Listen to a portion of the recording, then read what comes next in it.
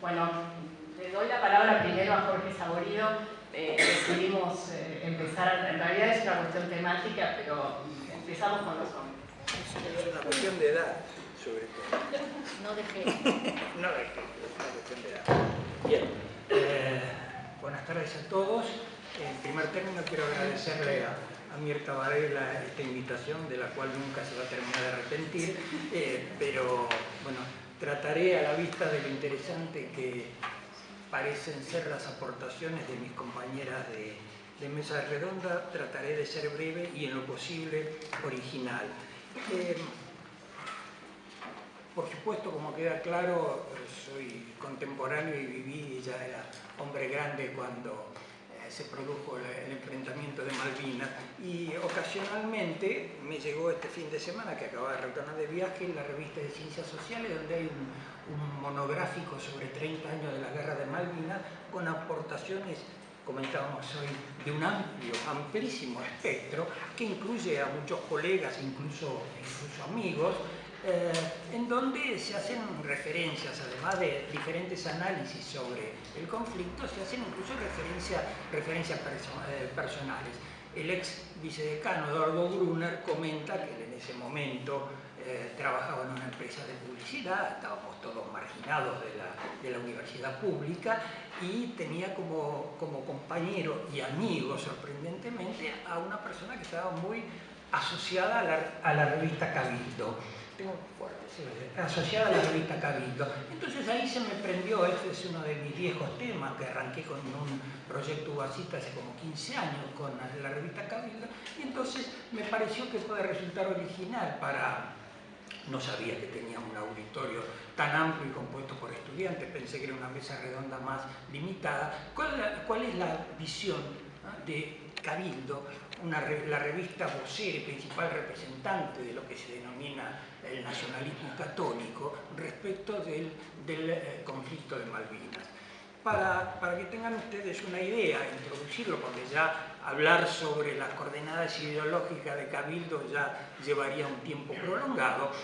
Cabildo, digamos, apareció, mejor dicho, reapareció, porque había sido cerrado por el gobierno de Isabel Perón en 1974, reapareció en junio del 76, como una segunda época, y tuvo una postura inicialmente de apoyo a la dictadura del proceso, apoyo que se centraba fundamentalmente en la represión. En esos primeros números, cuando la censura era muy grande, la palabra desaparecido de ninguna manera surgía en los medios, la postura de Cabildo era que se estaba frente a una guerra, eso lo sostienen hasta la actualidad, y que al tratarse de una guerra con métodos no convencionales, bueno, toda la represión estaba justificada, y que lo que se estaba haciendo era simplemente acabar de la manera que se pudiera con los combatientes. Con posterioridad, a la vista de la emergencia del problema de los derechos humanos y demás, Cabildo modificó bastante su actitud y se mostró, ya sobre el final del proceso, se mostró muy crítica, sosteniendo que lo que debieron haber hecho, en lugar de hacer desaparecer a la gente, era establecer una ley marcial, juzgarlos sumariamente y matarlos a todos. Y que incluso la represión se había quedado algo corta. Para que ustedes tengan una idea, que no vamos a abundar en lo que sostiene Cabildo, diríamos el otoño de la dictadura. Viola había sido desplazado, Galtieri había declarado en la revista de Neustadt que las urnas estaban guardadas y bien guardadas, pero por otro lado había un proyecto de lo que se denominaba la tría del proceso, de negociar con algunos partidos provinciales una salida fuertemente condicionada por los militares. A la vista del fracaso evidente de este proyecto, que no tenía repercusión en la ciudadanía, fue que en buena medida se impulsó la aventura de Malvinas. Ahora, una revista nacionalista católica, fuertemente crítica en esos momentos respecto de la dictadura. ¿Crítica en qué sentido?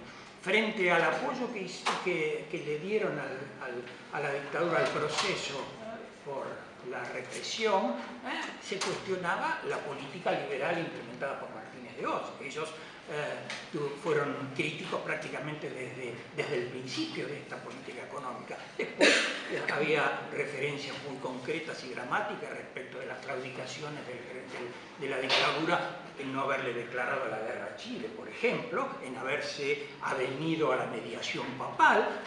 O sea que, para que les quede claro y ser absolutamente gráfico, estaba muy a la derecha de la dictadura. Cabildo estaba muy a la derecha de la dictadura. Esta postura se encuentra de repente, fines de marzo, principio de abril, con este conflicto que culmina con la ocupación de las islas. Una reivindicación que ciertamente los nacionalistas tenían como propia. En uno de los textos decía: la ocupación de las Malvinas es una fiesta nacionalista. Fue preparada, pensada, anunciada y sentida desde hace más de medio siglo por el nacionalismo. No esperamos que alguien en la Argentina liberal, y menos en la marxista, lo admita ni lo reconozca. Pero bueno, se encontraban con que el régimen al que estaban cuestionando fuertemente, de repente producía lo que ellos venían reclamando, como digo, desde la década del 30. Quienes han estudiado, como Palermo y Novaro, las raíces de lo que él llama el nacionalismo de los argentinos, es decir, la importancia de la cuestión Malvinas, rastrean sus orígenes alrededor de la década del 30. A partir de ese momento se incorpora en los libros de texto, y más allá de todas las negociaciones diplomáticas que hubo desde que las islas fueron ocupadas, la presencia de las Islas Malvinas en la ciudadanía se ubica claramente a partir de los años 30. Entonces, en otro de los textos de la revista, Waldau Saldi comenta los dilemas que se le presentaban a los exiliados frente a la ocupación de Malvinas. Era un acto de la dictadura. Sin embargo, era una reivindicación que, por supuesto, para muchos sectores de la izquierda nacional y no nacional. Entonces, ¿qué se hacía? ¿Se apoyaba, aunque fuera un acto de la dictadura, o por el contrario se mostraban críticos? Para Cabildo este dilema fue mucho menos conflictivo.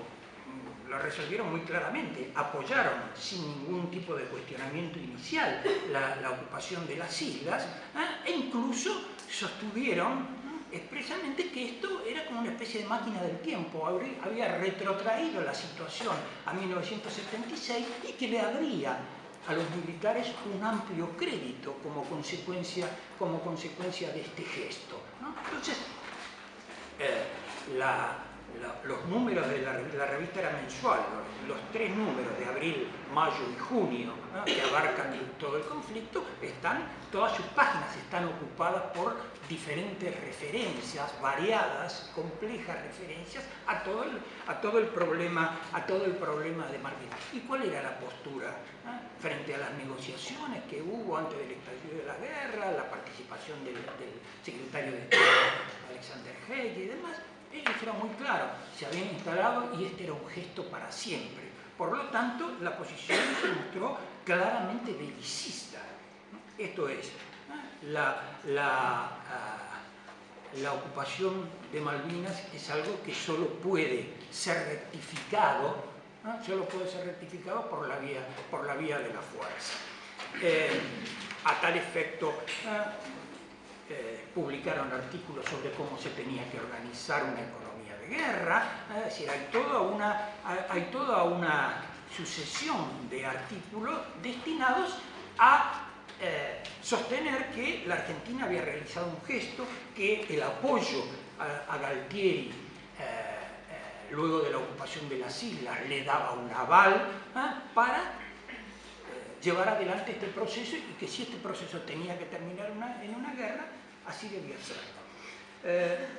Por lo tanto, y resumiendo mucho, cuando se produce la derrota militar, luego de que comenzaran las críticas como consecuencia de que los partidos políticos que ellos abominaban fueron convocados por los militares para apoyar la gesta de Malvinas, esto que para ellos era altamente cuestionable, pero cuando se produce la derrota militar, ¿cómo es que reaccionan?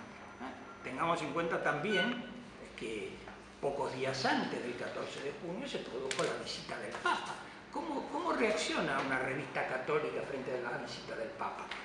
Sostuvieron que la visita del Papa era inoportuna y que hablar de la paz en ese momento estaba fuera de lugar, con todo el respeto que la figura del sumo pontífice le debía generar. Es decir, que ellos privilegiaron en esta postura sus concepciones de corte nacionalista. Ya venían siendo críticos de la gestión de Juan Pablo II, por lo tanto no era de extrañar, pero claramente vino a decirle a la Argentina que quería pelear, que firmara la paz. Es decir, que se colocó el sumo pontífice, sostienen, de espaldas al sentir, de acuerdo a su opinión, de la mayor parte de la ciudadanía.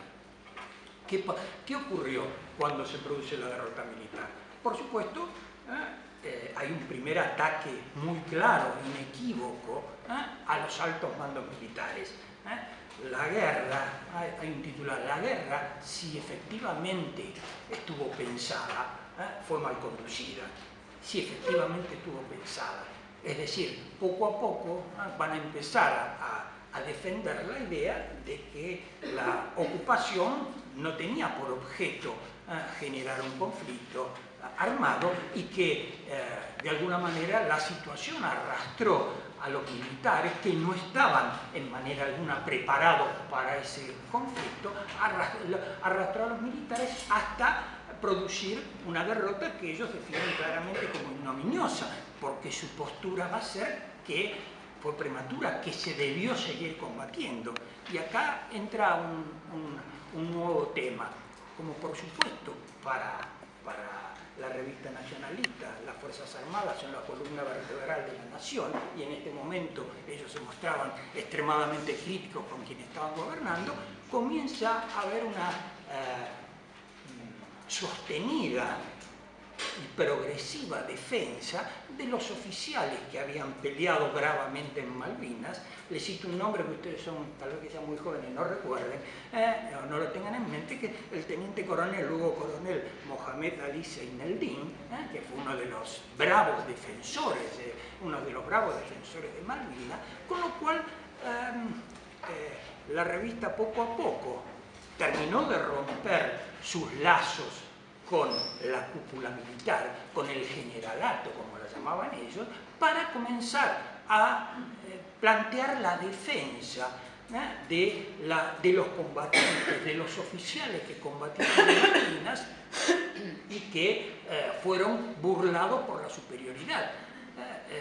En alguna anécdota Zaineldin cuenta que 2 días antes de la rendición otros oficiales, entre los cuales estaba Aldo Rico, le vinieron a proponer un golpe de Estado en Malvinas para destituir al general Menéndez, que estaba dispuesto a rendirse y que él de ninguna manera, como era obviamente defensor de la cadena de mandos, se negó, pero que había un malestar entre la gente que estaba realmente peleando frente a esto que se consideró una claudicación.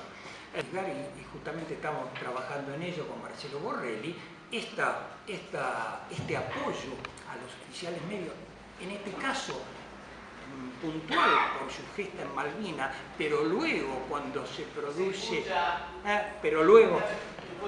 Sí, tenés razón. Pero, atrás el audio se entrecorta, no sé qué. Estoy terminando. Por eso puedo dejar. Hay que empezar otra vez. Bueno, ¿así? Bien. Entonces, decía que este apoyo a la oficialidad media, a quienes se habían manifestado o privado públicamente en contra de la gestión de la guerra de Malvinas, constituye el germen de lo que luego, en plena democracia, va a ser el movimiento Cara Pintada, que va a tener como entre sus líderes a Mohamed Ali Zainuddin, con